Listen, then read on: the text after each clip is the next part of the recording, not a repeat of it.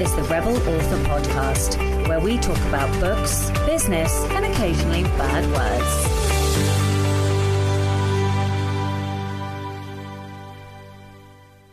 Hello, Rebels, and welcome to episode 139 of the Rebel Author Podcast.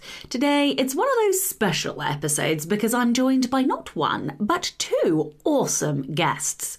I'm joined by Heide Goody and Iain Grant, an amazing collaborative duo who write hilarious books, and that is the topic of today's conversation: how to write funny shit. But first to last week's question, which was, how are you looking after yourself? We had a shit ton of responses last week, so thank you, everybody. I think what I might do, because we had so many, is just read a couple and then sort of nod to everybody else.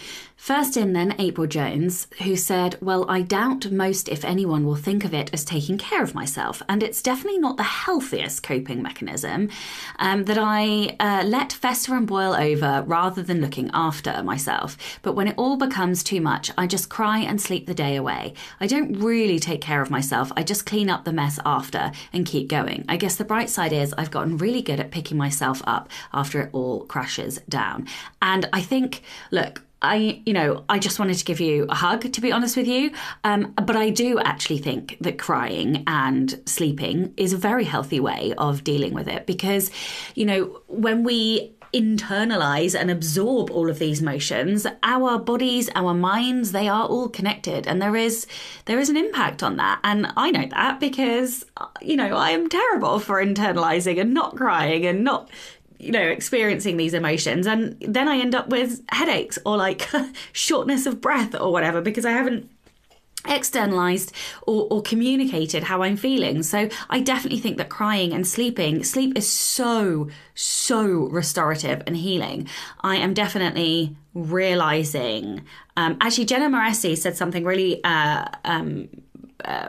poignant to me the other day. She said that when you are in times of higher emotional stress, or like higher stress because of work or for whatever reason, you need more sleep than normal just to cope with the normal things. And I was like, oh, that might be why I'm so fucking tired all the time right now, because I'm not getting any more sleep and the days are a bit more stressful at the moment. So yeah, I just think that's fantastic. Okay, so Sarah Snipes said, saying no to things that feel even slightly like it might be too much. Scheduling exercise on my calendar, sitting outside and just observing nature, phoneless. I was about to publish my first children's book and sign a contract with an illustrator. It would have been out by September, and I ended up telling her no for various reasons. One of which, I am going through a lot of stress with my son, who is a neurodiverse 13-year-old. My gut knew that all the scheduling, deadlines, etc. was going to be a bit too much stress right now. As soon as I told her no, a huge amount of pressure came off my shoulders and I felt lighter. It's not the right time. Also, I could not stomach the amount of money I was going to have to spend for her, even though it would be a beautiful book. I kept thinking I would spend less than this on marketing one of my adult or YA novels. Okay, so we also had comments from Carla Halier, Ian Worrell, S.W. Miller, N.L. Blanford and S.M. Pearce author, though I think that those last couple were on Instagram. So thank you very much to everybody who commented. I have read all the comments. I really appreciate it. I know I haven't had a chance to reply to everybody, but please know that I do actually read every single comment, even if I don't reply. So yeah, thank you so much. The other thing that I just wanted to say quickly is that so I've got one more episode that I will record in real time, and next week I will record. Oh my goodness me. I will record 2 episodes back to back. So that's because I'm going to New York and Washington, DC. If you would like to, because I'm probably not going to be very communicative when I'm away. Clearly I need more coffee this morning. I'm not going to be very communicative whilst I'm away, but I will be posting loads and loads and loads of images and photos and stuff to my stories. So if you want to see what I'm up to, come follow me on Instagram at Sasha Black Author. Okay, this week's question is, how do you self-sabotage? And there's a reason I'm asking this question, which we'll come to in a moment. Okay, the book recommendation this week is a Patron's book. So I am recommending Tinseltown, Toils by J. Renee Lawrence. This is an anthology of short stories. The anthology series is called Everyday Villains. Everybody's got problems. It doesn't matter if you're an internationally adored superhero, a warlock working for minimum wage, or an awkward teen villain about to lose their V card. We're all doing our best with whatever life throws our way. With heroes, villains, and normal humans living and working side by side, potholes aren't the only thing you need to watch out for on the streets of Los Angeles. Epic battles between good and evil cause traffic on the 101, and tourists can fall victim to unlicensed alien abductions on the Hollywood Walk of Fame. Sometimes sweet, sometimes scathing, this wickedly funny collection combines magical realism with rich imaginative prose to create a unique yet strangely relatable world.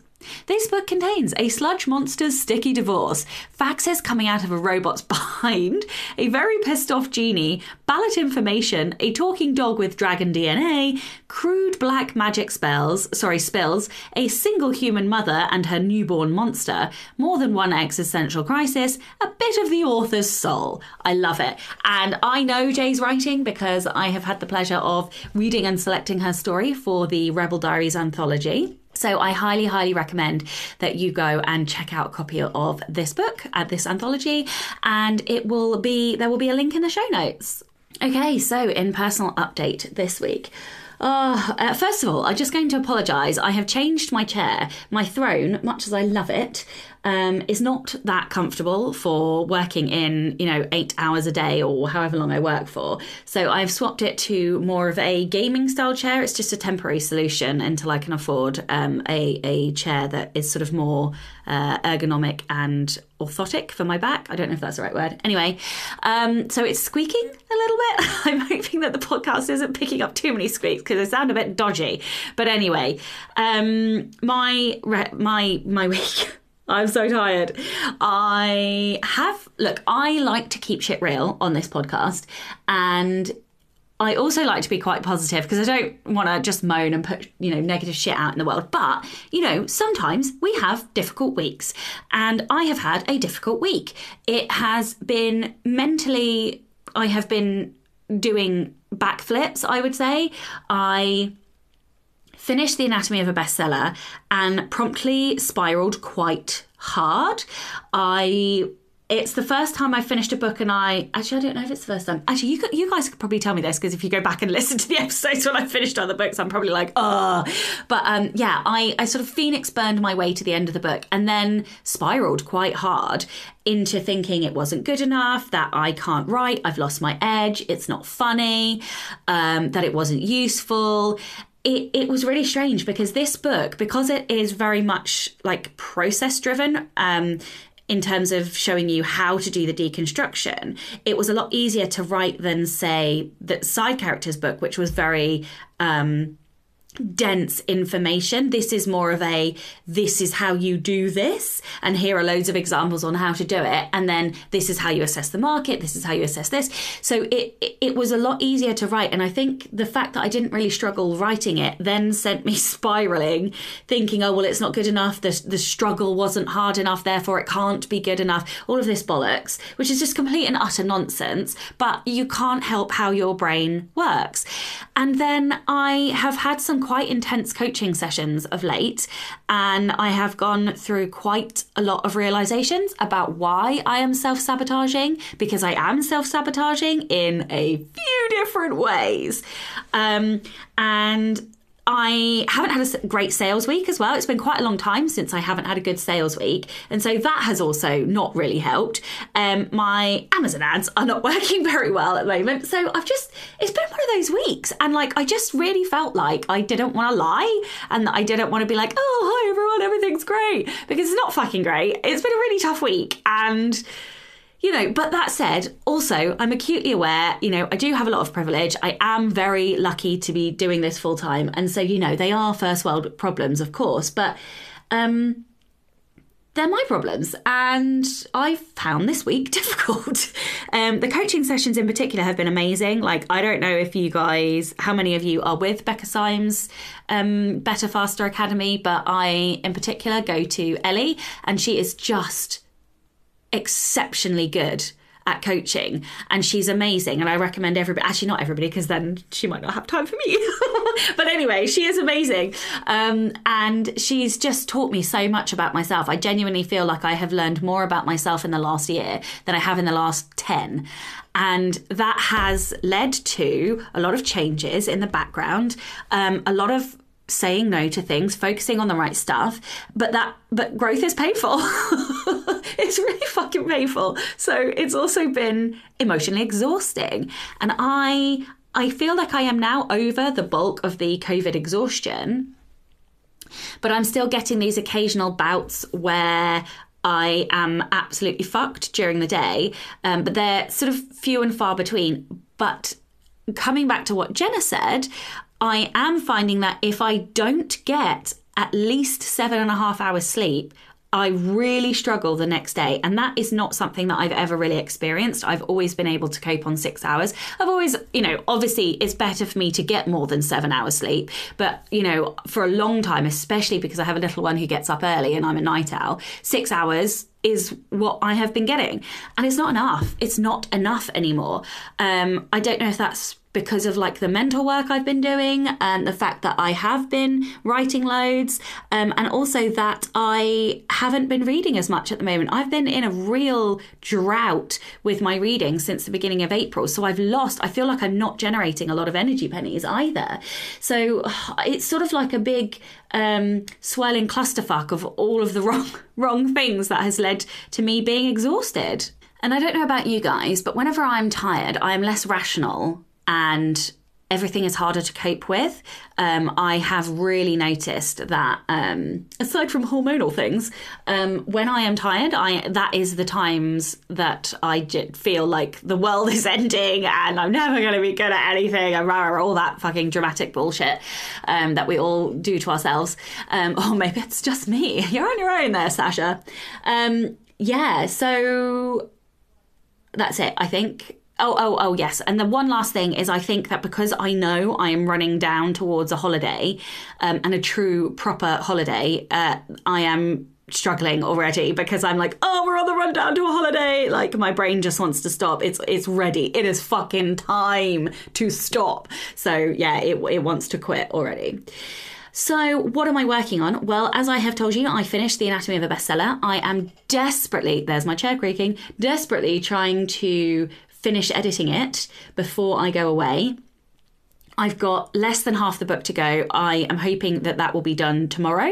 That's sort of the deadline that I have set myself, is to absolutely hand it off by the end of tomorrow. Today is Thursday the 19th, so Friday the 20th, I want it gone. And then next week, the week before the trip, I am going to spend the whole week working on admin, dealing with my inbox. Like, oh my God, my fucking inbox. I literally have emails that are like a month old that I have not replied to. So I'm just shit generally at replying to emails. But yeah, so I've got my inbox to deal with and all of the tasks associated with that. And then I am also going to work on some presentations so that when I get back from America, I will just be working on fiction and potentially a different project that I'm not going to talk about just yet. So yeah, okay, that was a bit of a longer update this week than I normally do. But fuck it, it's my fucking show, so I'm going to update you all. All right, Rebel of the Week this week is Dharma Kelleher. Dharma says, for the past 6 years, I've worked as a caregiver for a non-profit, taking care of senior citizens in need. I had only taken this job when I couldn't find anything else after spending several years caring for my ageing in-laws. Before that, I had worked as a freelance web developer, but no one had wanted to hire a middle-aged woman who had been out of the industry for years. Working as a caregiver is certainly rewarding. I enjoy helping people. But as much as I loved my clients and the organisation I worked for, the pay was poor and the tasks physically and emotionally demanding. And then this past January, my department was called in for a mandatory meeting where I learned that the non-profit was phasing out their caregiving services. Oh no. I was in shock. My wife and I were already struggling financially and now I was losing my job. That's when I noticed the non-profit had an opening for an accountant. Despite not having a business degree or ever having worked as an accountant, I applied. I have always loved math. I was on the math high school team. That's amazing. I have acquired some accounting skills running my author business, and I learn new skills quickly. So what did I have to lose? While applying and preparing for my interview, I honed up on general accounting principles, watching YouTube videos, going through testing books, etc. Long story short, I got the job, a career kind of job that pays a decent wage, and I love what I do. Working with numbers, figuring out how to enter complex transactions, solving problems, it's fun. So for those wondering whether to apply for that dream job, go for it. You might just get it. I love this so much. Like, this is a rebellion against self-doubt. And I tell you, I have been suffering with self-doubt and self-sabotage so much of late that I just love that this is the story that we have got this week. I think it's so empowering. I think it is a big fuck you to the doubt that resides in our brains. And yes, I love this story. And congratulations on the dream job as well. If you would like to be a Rebel of the Week, please do send in your story. It can be any kind of rebellion, big, small, or something in between. You can email your rebel story to Becca on rebelauthorpodcast@gmail.com. All right, we have one new patron. Welcome, and a gigantic thank you to Karen Heenan. And of course, a massive thank you to all of my existing patrons. I really, really do love and appreciate you guys. I love the community that we have, and you guys not only help to keep this podcast running, you make me feel like what I'm doing is worthwhile. So thank you guys. If you would like to support the show and get not only early access to all of the episodes, but other bonus content, like we often run sprints together. There is a critique group running as part of the Rebel Slack group. There is the Rebel Readers Masterclasses. We had a random additional free class from a professor at a university last night who specializes in medieval swearing and like the etymology of swear words. We have had a bunch of really cool things go on. And of course, we also have our monthly Poison and Prose sessions. So there is a stack of goodies and content if you would like to support the show. And you can do that from as little as $2 a month by visiting patreon.com/Sasha Black. Okay, there is a sponsor of the show this week, and the sponsor is Kobo Writing Life. Kobo Writing Life is Kobo's free, fast and easy self-publishing platform. KWL was built by authors for authors, and their team of dedicated book lovers is always working hard to help authors reach new readers around the world. And with that in mind, let's talk about how KWL authors can reach library readers. Right now, digital books are reaching more people than ever, and libraries are becoming an integral part of that. In 2021, 121 digital library systems powered by Overdrive surpassed 506 million checkouts. This means a lot of happy library readers. And library readers are some of the most engaged and passionate book lovers out there. You can easily add your book to Overdrive's library system through Kobo Writing Life.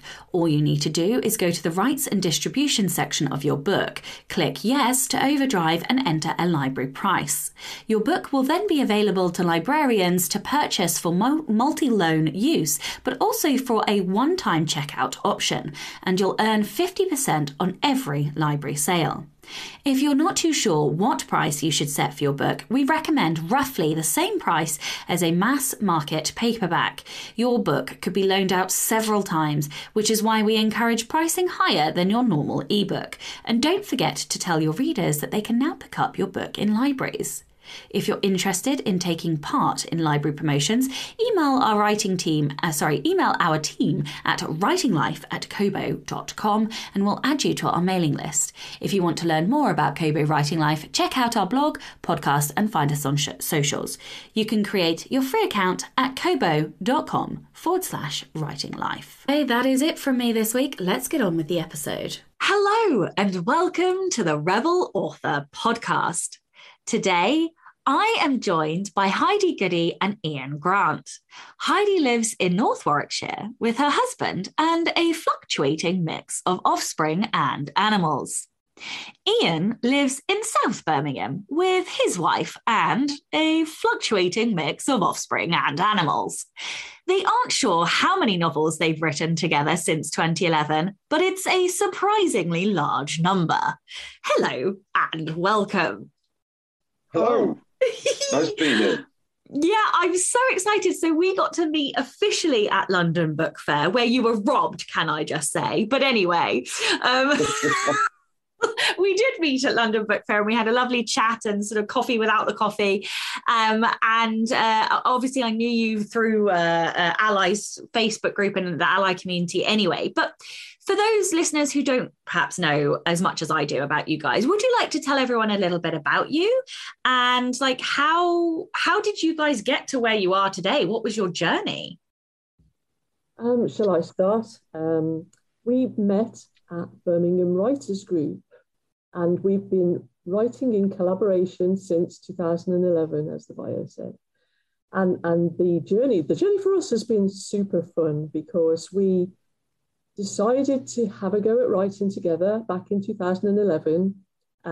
We'd done a collaborative writing workshop with our writers group, and right at the end of the workshop, the facilitator who was running the workshop said, "Who would like to write together?"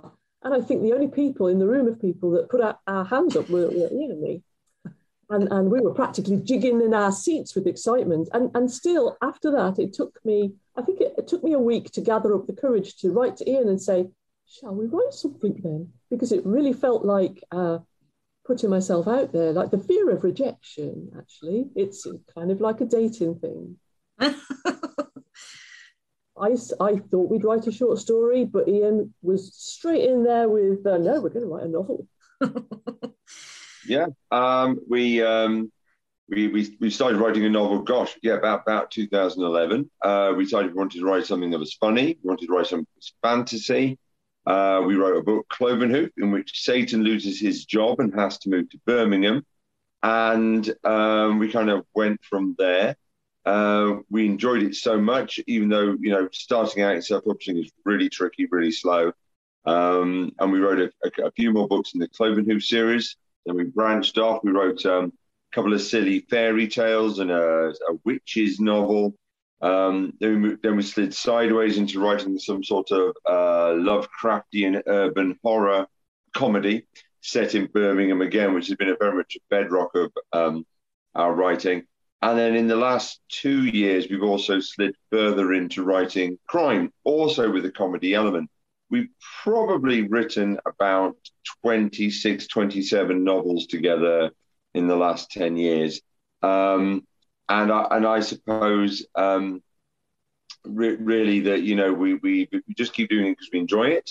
And we know we're very pleased that, people do like our books. But whatever we write, there's always been some kind of comedic element. I think that's always ties us together and brings us, back together writing as a pair. But we've not really written apart for much of the last 10 years at all. That's amazing. As somebody who struggles to collaborate, I am so deeply fascinated when these business partnerships arise and like how they arise and how the collaboration like functions structurally.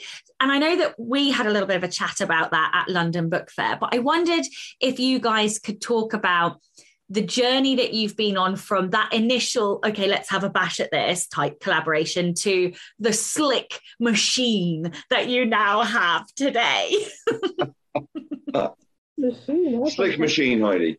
Yeah. I was really keen that we should go down the independent publishing route right from the start because it was beginning to be a thing, and I was reading things on the internet from some of those early success stories like Joe Conrath, and it looked fantastic. It looked like a great way to take control of the publishing process, and also the fact that it's about control again. That you can generate your own publicity and marketing, and the entire thing appealed to me greatly. And so I think it's fair to say that the split of work between the two of us has always been that Iain keeps me on course with spreadsheets and general sort of clown taming. Have you called it, Iain? I guess clown taming, probably, yeah. I Heidi's the clown, I'm the clown tamer. That's pretty much the system. Because what I do suffer from a bit of a disease where I think that marketing is attention seeking, and to a certain extent it works. attention seeking can work for marketing. And so I love to come up with outlandish ideas for drawing attention to our writing. But in more practical terms about how we've shared the work, there's also the question of how we share the writing, which that's evolved a lot, actually. If we're going to call ourselves a slick machine, I think we've got much more productive with the writing models that we use. I'm certain that's happened, Iain, and I think you've done it with spreadsheets. I think we have. I mean, our actual rate of output has increased, and we enjoyed doing what we're doing. Well, because actually, I got to say, the pandemic was an interesting thing in that obviously we were often stuck at home. Although we had notional day jobs, we had a lot more time at home, and we should have been writing a lot more. But I think actually the pandemic, at least in its initial phases, kind of messed with our mojo about what we, should be doing. I think we had to spend a bit of time just trying to get our heads back into what we enjoyed writing and what was fun. But we seem to have got ourselves onto a fairly decent process now, which does appear to be the clown and the clown taming model, where Heide goes and writes some. It's not always this way around, by the way, but Heide goes and writes something quite outlandish, and Daphne and I come along behind and tidy up and do extra. It's almost not quite. It's almost like Heide does the first draft and I do the second draft. I mean, that's a vast simplification there. But then the magic seems to occur in both elements.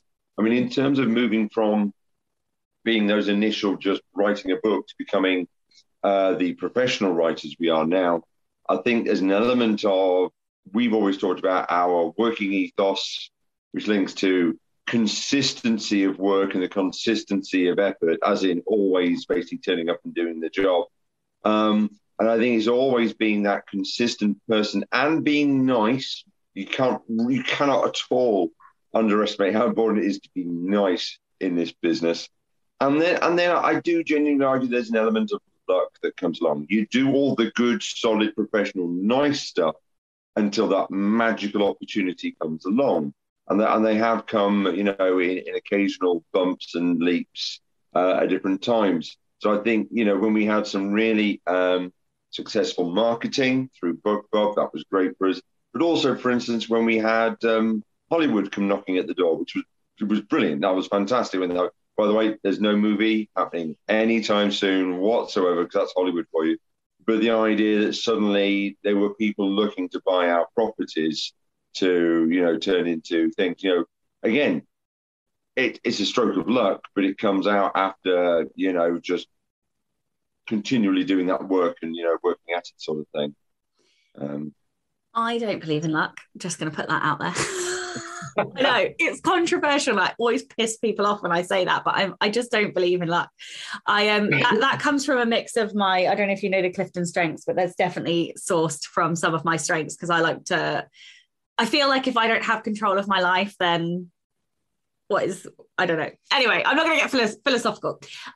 So I'm curious, do you guys, so you've sort of mentioned that broadly speaking, Heide does the first draft, broadly speaking, you do the second draft. Do you outline? How do you plan a book? How do you approach a book together? Like, where is the seed of the idea? How do you collectively decide what the best thing to do is next? When it comes to ideas, I mean, the original germ of a novel, I literally think we have generated ideas in every imaginable way. We've written novels based on dreams that we've both had, mad dreams, and it's like, oh, that might make the basis for a novel. We've done that. We've generated ideas. And I remember a train journey where we did this a bit too loudly and annoyed people, Iain, where we've gone, oh, what if we mix this film with this famous film and swoosh the plots together and, come up with a new thing? We've done that. And yeah, we like having ideas. We always have more ideas than we have time to write novels, actually. We've got a big... I think that's absolutely true. More ideas, novels, which is exactly the right way around. It should be, obviously. And I think there's this element of us that we picture scenes. And I know we've potentially had this conversation before, Sasha, where you kind of go, I can picture this amazing scene where these things happen, and you want to set up a story that gets to that scene and does those things. And I think that drives a lot of what we do. Genuinely, it is amazing how many of our stories actually do start off approximately as dreams. And I think actually, and I don't mean you write down your dreams, because dreams are usually rubbish and useless things. As my family know full well, most of my dreams are about slightly disappointing days out. They're not frightening. You know, we go and visit a museum, but the museum closes early. That's kind of like most of my dreams. But we have these dreams. So there was this one time, I think it was very similar times, Heidi had a dream in which somebody, I think it was at the breakfast table, if I remember your dream correctly, had rented out part of their brain to somebody else. Not almost at the same time, I had a nightmarish dream in which Christmas elves, like the elf on the shelf, were coming into the bedroom to stab us in our sleep. And both of those turned into novels. One turned into the science fiction novel Jaffel Inc., which is one of our better loved novels that people really like. This about a not too distant future society where we essentially let Facebook, or the equivalent of Facebook, use our brains' processing power as payment for letting us use Facebook. And then the other one turned into a very silly Christmas elf horror comedy, in which elves stalk people and slaughter them for their own wicked delight. So, I mean, those things come up, and I think we're grabbed by a narrative, by an idea, then we want to do that. And often, I think when it comes to the comedic aspect, Heidi is often drawn to that big scene. It's kind of like that notion of, I want a scene where there's a rock concert and 10,000 nuns and a custard pie fight sort of thing. That's kind of the thing that Heidi gravitates towards. And I think I do tend to gravitate towards much more of a dialogue based of, here's a couple of people in a stupid situation resolving it, in a stupid kind of manner. It's almost, it's slapstick versus witty comedy. I would argue, by the way, at this point, that neither of us specifically personally claim to be funny, do we? We just happen to write these that people do like them. Sorry, Heidi. I was just saying, we're not going to go on stage with our comedy routine anytime soon. No, absolutely not. No, not in the least. I think there is that, obviously, that problematic thing that comedy is very subjective. This is hilarious. My dreams are never as exciting, I don't think. Last night, I don't normally remember my dreams, but for some reason last night I did remember my dreams. I woke up this morning and I was like, my wife was very disappointed with me in my dream because we were going to the airport and I decided to ride my son's new push scooter to the Heathrow airport. That was how I was going to get there. And so she was very disappointed in me when I turned up at the airport late because she'd been waiting there for me. My son wasn't there, so God knows where he was, or I think my mum was bringing him. And then we had a photo at the airport in a photo booth, and that was my dream. I don't have anything as exciting as brain elves and stuff like that. So anyway, dreams are bananas. Okay. One of the things that I'm curious about in terms of the collaboration, before we get more into humour, what do you think has kept you together? What is it that creates a positive long-term business partnership together? What is the glue, do you think, that holds you together?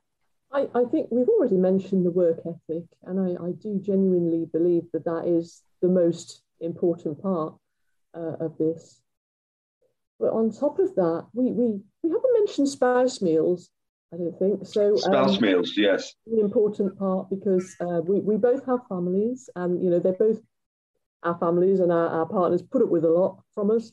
So we came up with this arrangement a while back that every time we finished a book, and actually there are some audit trail difficulties there, because when we think we've finished a book and when they think we've finished a book, there's a different count.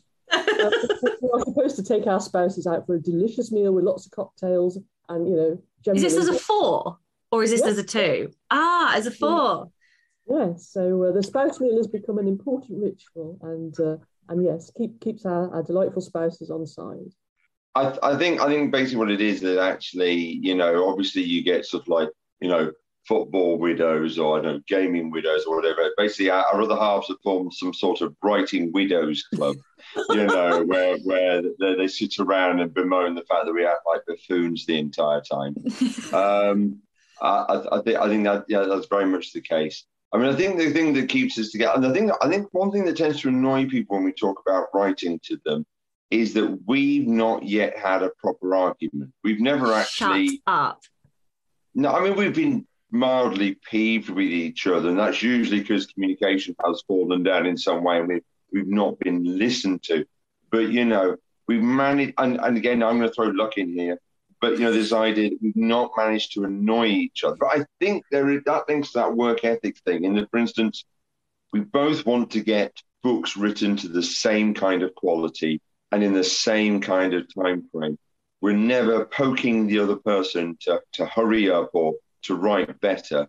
And I think actually that we both want to do the same thing and go on the same journey.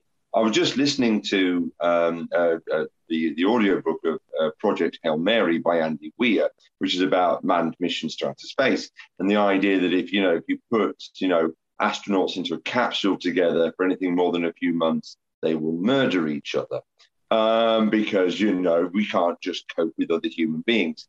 So I think actually finding people that you're willing to inhabit the same space with and having the same kinds of ideas. And there is an element of sacrifice in that as well. I mean, I think, if we had diverged from the start and done our own things, we would be writing very different books now. Mine would probably be much more sensible, but much more boring.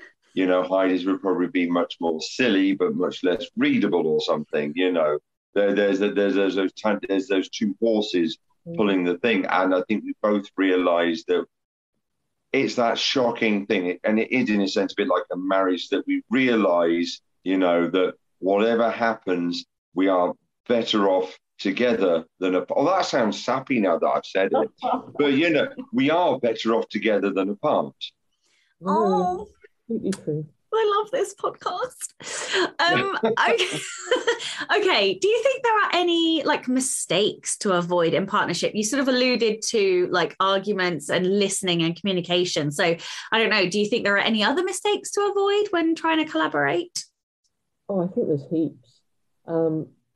We've learned not to be precious about anything we write. So there's a rule, and we didn't come up with this idea, but if we write any sentence and the other person doesn't like it, then it can be scrubbed and no questions asked. You don't get to reinstate it. So the same goes for ideas or any other thing. So we have to make sure we're both in complete agreement with the finished product. Other mistakes. On that topic, if I might, Heidi, is that because actually not being precious about anything is a great quality in a writer generally. You write something. When you write your first thing, you go, oh, this is my special baby that I have made, and I'm sending it out into the world. One of the things I think collaborative writing has taught us is that actually, there's nothing that you can say is special and irreplaceable, which is handy because then along come editors who, they could quite happily, murderize, your precious babies. And again, when it comes to things like cover art or marketing or whatever, not having any kind of overt preciousness about things. So I think actually it's good that we were forced to shed that sense of preciousness early on. Sorry, Heidi, you were going to say something else there, I'm sure. Oh, no, I think this is all good. How you spend the money as well, I think there's plenty of potential always for falling out about money. But we've I think generally agreed on where it should go, and this is a good way of spending our money, and this perhaps isn't. Sometimes we make mistakes, test and fail, but it's all good. So I'm sure there's loads more. I think that element of risk taking there is actually quite important, and that's often financial risk taking. And I'm the cautious one out of the two of us there, by the way, and therefore usually the wrong one. Because it's like when we first moved into audiobooks, it was kind of right, well, we're going to pay someone else to make these audiobooks for us. Of course we are. But, you know, it's not a cheap initial outlay. So you kind of go, oh, is it worth it? Is it worth it? And Heide rightly pointing out that, look, hang on, you know, people like audiobooks. They want audiobooks. You know, you've got to make these things. You've got to make these gestures. And again, you smashed it as well, because I'm listening to Clovenhoof and the narrator is so fucking funny. And of course, part of that is also you. You guys are fucking funny as well. But the narrator is also brilliant. So Matthew Lloyd Davis, who did the Clovenhoof books for us, the Odd Jobs books for us, and is doing some crime books for us at the moment. He is a great vocal actor, really inhabits the role. His comic delivery is fantastic. And actually, that's one of those situations where Heide, someone else we knew who had success with the book, the actor Matthew Lloyd Davis had narrated that audiobook and had won an international award for it. So Heide just went, let's get in touch with that guy, you know, and see if he'll do our books.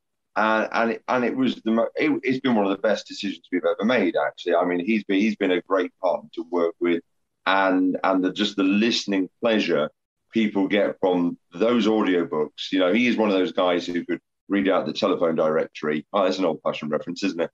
But who could read out the telephone directory and it'd still be fun and interesting. So no, we're so pleased with how audio has transformed things as well.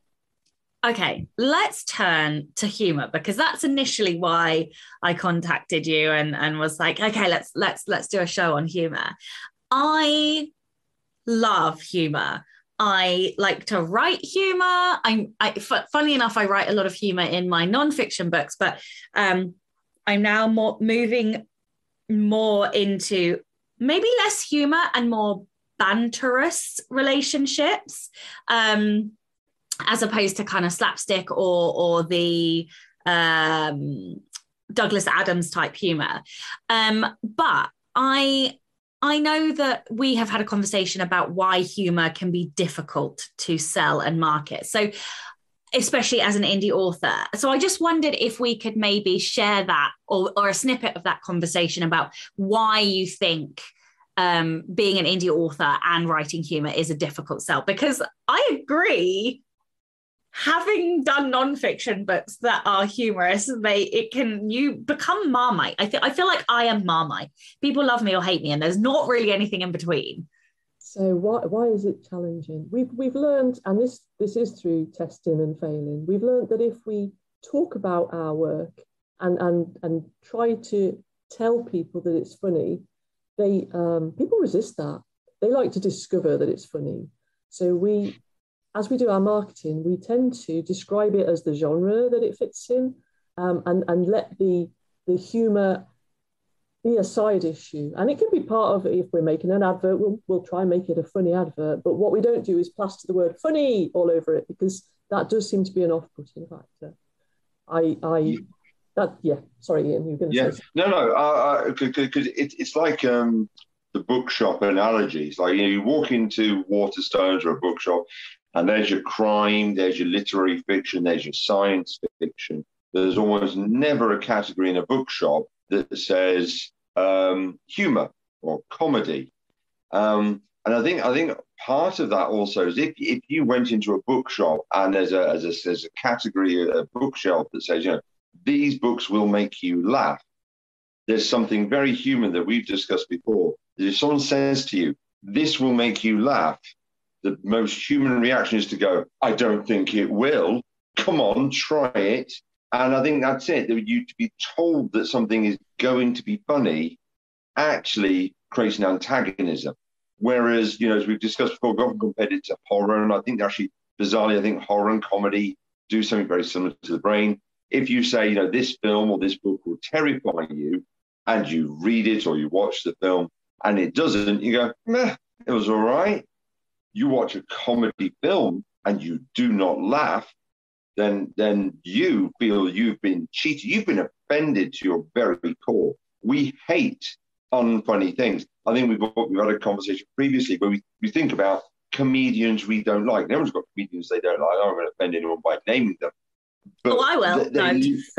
They literally offend us with their existence. You kind of go, why are you on telly?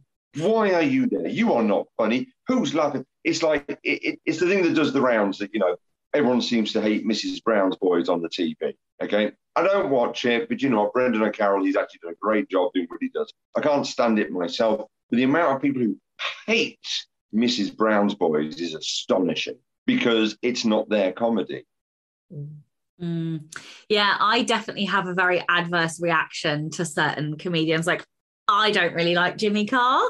My wife loves Jimmy Carr, finds him hilarious. And I'm like, but he's literally not funny. And she's like, oh, but he's so clever. And I'm like, no, he's just a dick. And she's like, but he's not. And I'm like, okay, honey, you can watch Jimmy Carr. I'm going to go and watch something silly like Michael McIntyre instead. But it's just different types of humor, right? My wife is so dry. I find her hilarious, but I often find I'm having to translate for her, like, because people will be like, oh, like when she says something, I'm like, no, don't worry. She's joking. It's a joke. But she'll have this deadpan, like Jack D type expression. And people are so shocked by what she said. And on the inside, she's laughing. But yeah, like it is funny how we have these really strong reactions. And yet, like, everybody loves to laugh. I don't know a single person who doesn't love to laugh. Why would you not want that in your fiction? And yet you have got this because you've already talked about some different flavors of comedy there. Sarcasm often used as comedy, and it's fine as comedy. You've also got quite sardonic comedy, essentially cruel humor. Then you mix that with like the visual thing of the humor of embarrassment. So watching some Ricky Gervais kind of Office type thing where the funniness literally comes from the unpleasantness of the scenario. You've then got, slapstick and you've got verbal wordplay, and they're all different things. And therefore, actually, what makes something funny is difficult. And I think one of the things we found peculiar recently was that we started to write more crime. We both asked around, tell me some crime books that are funny. And we both had recommendations. I listened to some really good authors who've written what's called, what would be described externally as funny crime. And yet actually what you're reading is essentially nastiness from beginning to end. That doesn't mean other people don't find it funny. It doesn't mean it isn't funny. But I'm kind of going, everybody's a complete arsehole in this book. Why am I meant to be enjoying this experience? And so therefore that sense of comedy is entirely missing there. I don't know what your experiences are there, Heidi. You get those flavors. We both like to have characters you can root for in our novels. We've discussed, in fact, I think Breaking Bad as an example. By the time Breaking Bad reaches the end, there is nobody in there that you like. I mean, the story is compelling and it's brilliant, but nobody is a likable character. And we're quite fond of having somebody you can root for, even if it's the devil, as in Clovenhoof. We try and... We have realised latterly that our novels carry a warmth with them that we try and maintain. Yeah, it's funny you mentioned Ricky Gervais and like the cruel situations. I also don't like The Office, which it smacks of consistency because I don't like Jimmy Carr because he's cruel with his humour. Like and it's funny, isn't it? Because banter is at the expense of other people, but it's not cruel. And there's a fine line between sort of almost flirtatious, poking fun banter and then cruel jokes that are at the expense of somebody else. And that's where my line is, I think. I think it's one of the things. Sorry, Heidi. I was literally just saying punching up or punching down. We have that conversation. Absolutely, this idea that when we're making fun, we're always punching upwards. Because if you think, obviously we tend to focus at fantasy, science fiction comedy initially. If you look at the two big names, even though it's two dead white guys, look at Douglas Adams and Terry Pratchett, which people tend to reach their benchmarks. I always think it's very interesting that Douglas Adams, his comedy was frequently cruel. It's about bad things randomly happening to people. Yet actually, Douglas Adams's humor, I think a lot of it is built out of his sense of wonder of the universe and his desire to the world to be a nice place. And then you get someone like Terry Pratchett, whose humor, I think one of his greatest, is his humanity and warmth. He creates these lovely, warm characters you want to spend so much time with. And yet at the same time, he is deep down one of the angriest men ever to write a novel. He's just angry about everything. Why is it like this? And I think it's both the energy you come with and the impact you want to have. And these things, are very clear. And again, it's that flavour thing. It's about what flavour of comedy you're after there. I never really thought of Douglas Adams as cruel, which is interesting. So I'm going to have to go back and reread The Hitchhiker's Guide to the Galaxy, because I remember crying with laughter because I was laughing so hard at that. Intensely funny, but it's all about planets being blown up. Pointless alien species being wiped out. Arthur Dent, nothing nice ever happens to him. Yeah, actually, yeah. And don't worry, again, we like him, we want to be with him, but nothing good ever occurs in his life, which is why he wanted to get that state of bewilderment and just the universe. For Douglas Adams, the universe is an absurdist joke. None of it makes sense, and we cannot take any of it seriously, which actually, if you want to view in a certain way, is quite bleak. There's no point to any of it. And yet it's wrapped up in a comedy joke. So Okay. So how on earth do you guys approach writing humor? Because a lot of authors are terrified of trying to be funny in case it falls flat on it. So how does humor come to you? How do you weave it into your books? What kind of structures do you use? Is it planned? Is it ad hoc? Talk to me about how you guys are so funny. So in terms of how we go about it, I think Iain has already said, I very much favour the big slapstick scenes. So we quite often, as we're planning a novel, we think about where those are going to be. And, generally there's one towards the end, and the more than likely will be some in between as well. But once we can picture those solidly in our minds, really good, funny, it's an action scene. It's an action scene where stupid things happen, and we write them like action scenes, but they are the big rocks, if you like, that we use in our planning. And then, of course, there are so many other different comedy techniques. We start always with character, because having characters that will bounce off each other, interact with each other, conflict with each other is important for any type of writing, but definitely comedy depends on that. Because if you put these characters in a lift, you want them to be, you don't want them to be agreeing, you want them to be falling out and doing stupid things. And my very favourite kind of character is an agent of chaos. So if we can have a book that features somebody who will do the unthinkable thing or say the unthinkable thing, then I'm happy, because a character that is prepared to be outrageous and do outrageous things is marvellous for comedy. Have you got some examples, maybe mainstream examples of agents of chaos, just in case people can't quite picture? I think it's interesting with the agents of chaos, you actually tend to find either two main things going on. One is either there is a central person who is an agent of chaos.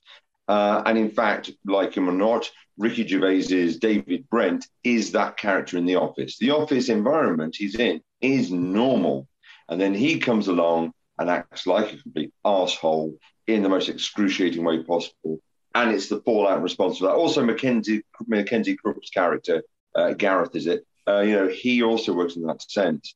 Again, Mrs. Brown and Mrs. Brown's Boys, is an example there where it is that one character who subverts the world. If you're an older person, a really good example would be, some mothers do have them. The Michael Crawford character, who basically is an incompetent human being.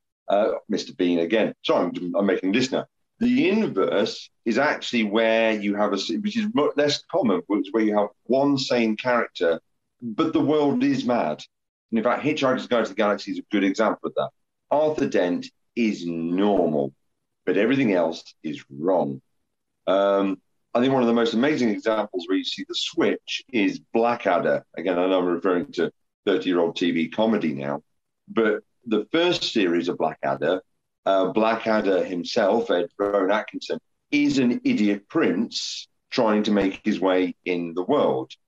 And then series 2 comes on and the magic transforms. And in fact, Edmund Blackadder for series 2, 3, and 4 is the only sane person in a world of idiots. And the comedy comes from him having that bounce off him, the world of morons. Baldrick is a perfect agent of chaos. And if I say Hugh Grant, I don't mean that at all, do I? Hugh Laurie. Hang on, Hugh Laurie. Hugh Laurie's Prince George in Blackadder 3 is an amazing agent of chaos. He's a moron. So, I think those are some really, good examples. And obviously, sometimes it's done much more subtly. If you think about some great contemporary comedy, take something like Fleabag, Phoebe Waller-Bridge, actually there's a much more subtle blend of agents and chaos going on there. I'm sure I've done a whole list there, Heidi, but I don't know if I've missed any of your favourites. No, I think that's a great list. That's a terrific list. You definitely mentioned some of the ones I was going to say. That is an amazing... I was just going to say that is an amazing list. And you have given me a framework in which to look at humour that I've never really heard before. Nobody's ever talked to me about how you either have a central agent of chaos or the chaos is everybody else around you. And that is enlightening because I am definitely going to watch things in a different way now. It's so interesting because I'm guessing Phoebe is the agent of chaos because she's just, yeah.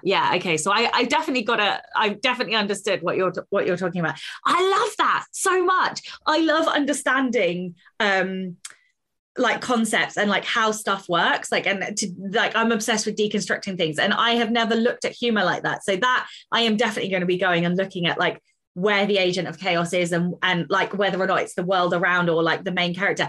I think I quite like it when, I don't know, because I like it both ways. It's a different type of humour, isn't it? I suppose when it's the main character who's the agent of chaos versus the world around. Yeah. Yes. I mean, because I think one of the mistakes people do make when they start writing comedy is that throw everything at it and in fact make everybody an agent of chaos. So if you have a room full of comedy idiots, then actually the viewer has, no point of reference, no one to latch on to. Well, it's the contrast, isn't it? It's the contrast between sanity and insanity that's funny. Yeah. So if you take, my comedy references are going further back in time, but if you look at things like the black and white, The Three Stooges, one of the reasons why I think contemporary audiences, but some people find them very hard to like, is because they're all idiots. It is a trio of idiots going on there. I think one of the things I would like to also think about with comedy is in fact that notion of why do we laugh in the first place? And one of the theories of laughter, which I think works for me as comedy, which is why I think it's horror, is that comedy is usually a response to a thing has happened. It might be terrible. Oh no, it's not terrible. Ha ha ha, we all laugh. So, for instance, you see someone fall over, we are shocked, but they're okay, so we laugh at them. It's a social signal to everybody around to basically kind of go, that thing you were worried about, don't worry about it. You mean so you're not supposed to laugh if they're not okay? That's the idea. If an old lady slips on the ice and she's not okay, it's not all right to laugh. I would definitely laugh. That makes you a bad person. I know. So I am that friend. You are a shocking human being. I know, it's okay to laugh if things are fine. This is why friends laugh at each other a lot, because it's a social signal to always say, this is okay. So two of your big comedic things are either the lack of surprise, a thing comes along that you didn't expect. So, old TV reference coming along here, One Foot in the Grave, Victor Meldrew, I Don't Believe It. His usually came from, he'd get a parcel delivered, and inside is a giant inflatable banana, or a puppy, or a bizarrely impossible thing happened. Suddenly there is comedy from that. I think the inverse of that, which readers like a lot, is the comedy of expectation fulfilled. So, for instance, if you have a big pile of wobbly cakes, and there's that pile of wobbly cakes, and you keep looking at the big pile of wobbly cakes, when the big pile of wobbly cakes does fall over and hit somebody, we laugh because we have our expectations fulfilled by what we see. And in that sense, it is like horror, or indeed like a detective thing almost. We respond to the surprise, or we responded to the, I knew that was going to happen. Because readers and viewers love to think they're cleverer than the person presenting the thing. That's what you always got to make them feel, that the reader is one step ahead. So talk about that a bit more then, because I'm guessing there is like a method or a structure or a tactic that you guys apply in terms of setting up a funny. So yeah, what is that methodology or the setup, or like how does that work in terms of a joke in order to fulfill that expectation? Like, what is it that you're doing to create the expectation, I suppose, in the first place? Like, yeah, how does the structure of it work? I was going to suggest to you, Heide, because this is an opportunity to actually, at all levels of comedy and writing, to talk about the rule of three. The rule of three is important. If you mention, or if you have a list, or a series of mentions, or a series of appearances, three is a pleasing number. Three pleases us both for comedy and for other things as well. So if you're going to have a list of features or a list of funny, if you're describing something in a sentence, even, you can say it was this thing, fairly sane, this thing, again, fairly sane, and this thing, completely outrageous. And jokes work like that, whether they're at the micro level in the sentence or at the macro level throughout a novel or even a novel series. This is where Iain and his spreadsheets come in real handy, because if I write something outrageous, Iain will go, wait, we can foreshadow that. We can mention that thing or that character earlier in the novel, and the reader will be delighted that it's paid off here.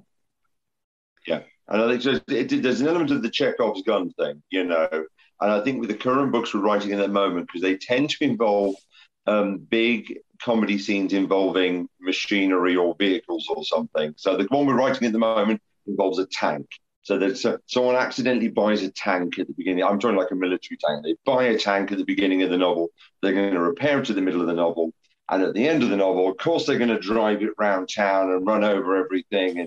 But the build-up of things, and it also again works it does work at that sentence level. So the idea that Heide and I spoke about the fact that we had to bury a murdered body at the weekend. Well, I had to bury a body. B, the police are after me, and C, I broke my nail. And it's the third thing that basically it's not a good one. I'm sorry, but it's the third thing that always tips it over. So you got a lot of foreshadowing and payoff, and either you pay it off as a surprise, so the readers go, "Oh, I never saw that coming," or indeed you pay it off and they know it's happening, and everyone feels really smug about themselves. That's a really brilliant quality to get out of a reader, is to make them feel smug and clever, as though they've beaten the writer. They like that. But you can't overdo that, because then you're either going to be patronizing or indeed you're going to be bewildering. So there's that kind of laying out your breadcrumbs just right. And how you do that, yeah. Do you think there are any mistakes, or have you guys made any mistakes with humour? Do you think there's anything that you've seen that's fallen flat, or any big no-nos for you guys in humour? Definitely mistakes are easy to make. There's the mistake of not going far enough. So sometimes when you write a joke or a thing that you think is funny, maybe you've exaggerated a character, or maybe you've used a simile and said this character looks like a boiled frog, and you think actually your first thought is rarely the best. You go further, you think of something much worse. I don't know if a boiled salamander would be better than a boiled frog, but you make it bigger, you make it stupider. So there's the mistake of not going far enough. Yes, there are definitely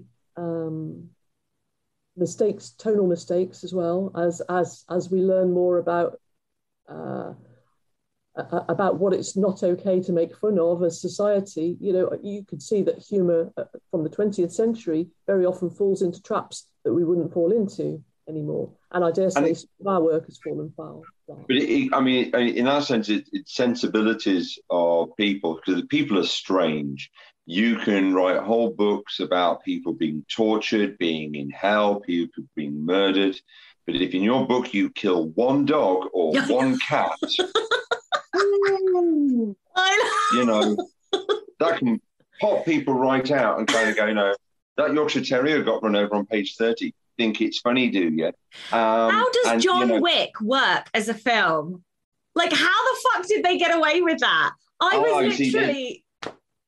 That's the great thing, you see, John Wick, because he has that save. It's not a save the cat, it's kill the dog, isn't it? So, you know, any decent book, you know, somewhere hidden in there is a save the cat moment where in the first 15 minutes, the central character does something pointlessly nice just so that the viewer or the reader goes, yeah, you're my guy, I like you. Whereas John Wick does the opposite. You know, 10, 15 minutes in, the bad guy kills the dog. Sorry, I know I've totally ruined that now. But the bad guy kills the... spoiler. Bad guy kills the dog. And actually then, as far as viewers are concerned, apparently that justifies John Wick killing dozens of people for the next hour and a half. That is literally the whole plot of the film as well. And actually that's one of the reasons why, again, I don't want to hammer the horror analogy. That's why John Wick is in many ways a comedy. We are watching physical events play out in an appealing way. It is set piece after set piece, but yes, it's guns and bullets and knives and brains, but it is actually, in that sense, it taps into some of the same kind of story dimensions as slapstick. We are just watching a sequence of pleasing events that suit our sensibilities because his dog got killed. You know, it's astonishing, really. I can't believe we are at the end of the podcast. This has been amazing. I have got so many ideas. I love all of the new frames and angles, like, about humour. So thank you both so much. However, I do have the most important question to both of you. This is the Rebel Author podcast. So can you tell us about a time you unleashed your inner rebel? Oh, gosh. So I'm going to cheat now and do one about Heide. We wrote, this is what happens though. You see, Heide suggests a thing and I just get dragged along. We wrote a series of books, Odd Jobs, about the government agency whose job it is to deal with horrible gods from the other side and keep everything nice and wrapped. And Heide just said to me, I'd like to fake a monster sighting. And she basically said to me, effectively she said to me, come and meet me at the canal at dawn. And this was in the middle of Birmingham. And I went into city centre Birmingham. And what Heide had done was she'd used sort of like insulation pipe and poles and tape and paper to make fake tentacles. And we spent the morning... you know, I felt like a right idiot because I tend not to buy into this stuff. But dangling the tentacles into the canal from bridges with like fishing wire to make it visible, so that tentacles appear to be coming out of the canal. And then Heide, and I'm sure this is now a crime or something, but, you know, then created some Twitter profiles of, you know, made up people who had spotted a monster in the canals of Birmingham. Oh my God. And try to promote our book through blurry photographs of monsters. It didn't necessarily. I mean, again, like so many of these things, it didn't go viral. But, you know, it's like, you know, this is the thing with spouses. I then go home at like 1 o'clock in the afternoon, and goes, you know, my wife says to me, "Where have you been?" "Oh, I've been faking monster sightings in Birmingham using fishing line insulation foam." You know, and that's it. I had immense fun.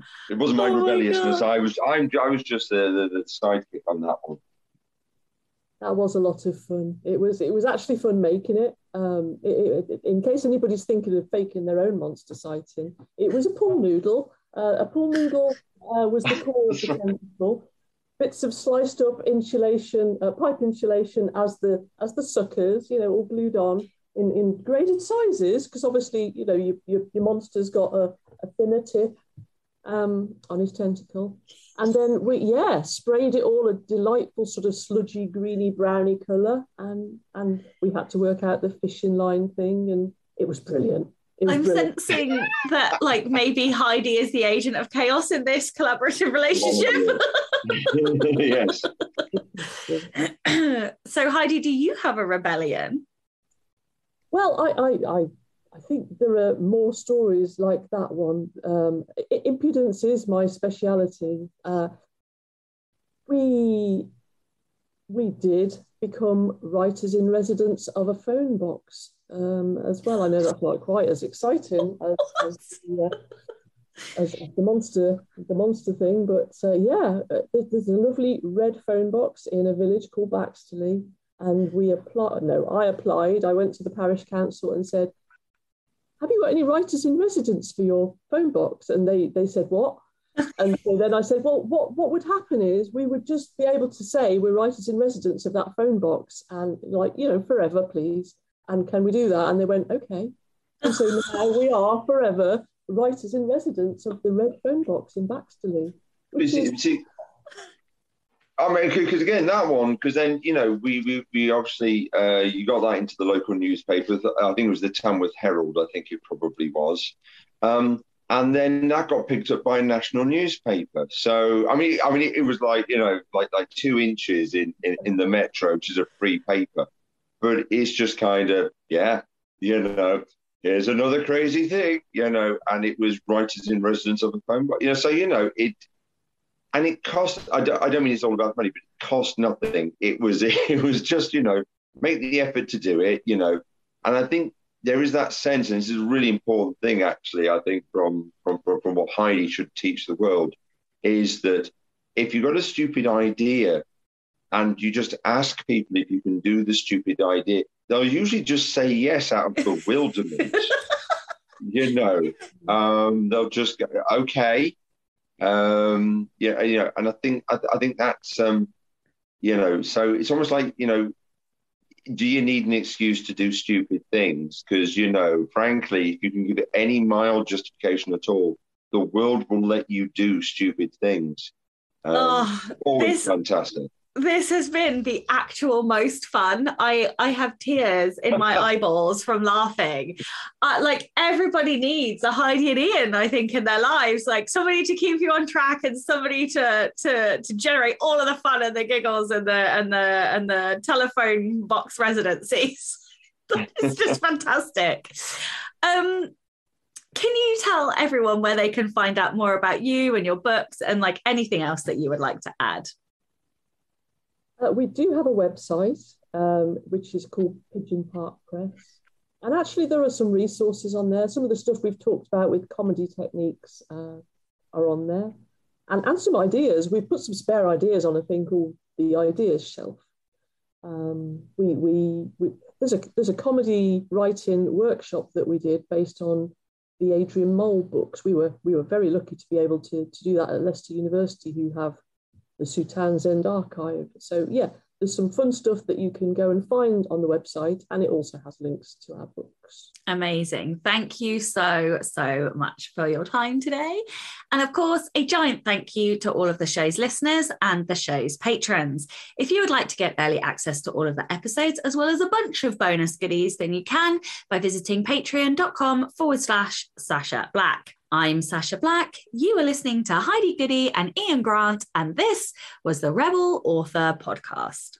Next week, I am joined by an indie fucking powerhouse. I am joined by none other than Alana Johnson.